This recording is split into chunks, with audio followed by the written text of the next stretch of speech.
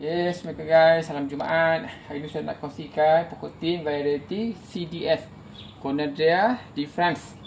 Okey, sini rupa daun dia tuan-tuan. Sini rupa daun dia. 1, 2, 3, 4, 5 lok dia ada. Okey. Untuk makluman, setiap daun pokok tin dia agak berbeza. Dalam dunia ni ada lebih kurang dalam 800 hingga 8 ke 900 ID Okey. Ini alhamdulillah ada buah yang masak nampak ni. Nampak ni. Tengok besar tak besar ni? Nampak? Besar saya punya sarung tut ni pun dah penuh. Cuba close up. Close up. Penuh tuan-tuan. Penuh nampak? Penuh. Tengok. Variety ni dia sangat produktif tuan-tuan. Nampak ni buah dia sampai ke bawah. Tengok ni. Tengok tunjuk gambar. Nampak? Sampai ke lantai ni. Ni, sampai ke lantai. Sangat produktif.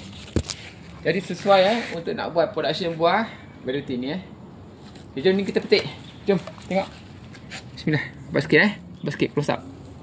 Macam ni okey. Bismillah. Dia cara nak petik dia ni, kalau boleh kita tahan sikit takut jatuh. Ni. Saya try buka dulu. Boleh tak?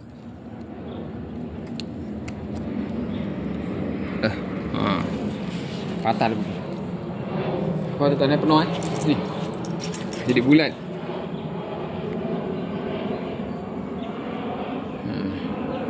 Saya buka.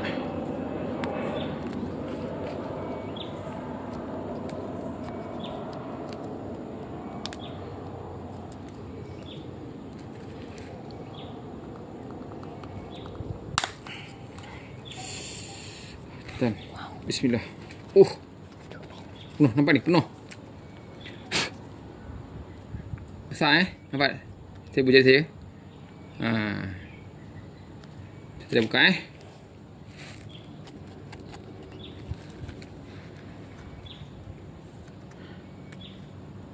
Saya first time saya balut guna ni. Kalau tak memang kita tak akan dapat makan burung. Aduh dia dah boleh besar lagi ni. Sepatutnya dalam 2-3 hari lagi ni dia boleh pergi lagi ni. Tuan-tuan. Nampak? Besar tak besar saiz dia.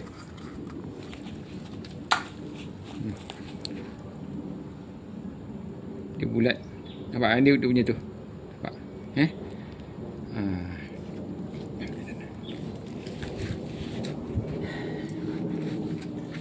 So variety ni dia buah hijau kuning. Mana dia penuh.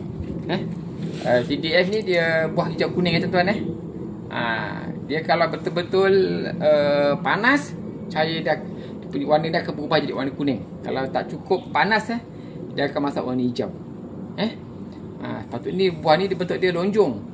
Tapi mungkin sebab kita letak dia punya sarung tu bulat, dia jadi bulat. Sangat bulat. Macam bola nampak so buah ni kita akan simpan, esok kita akan makan. Okay guys. Terima kasih semua. Assalamualaikum. Bye.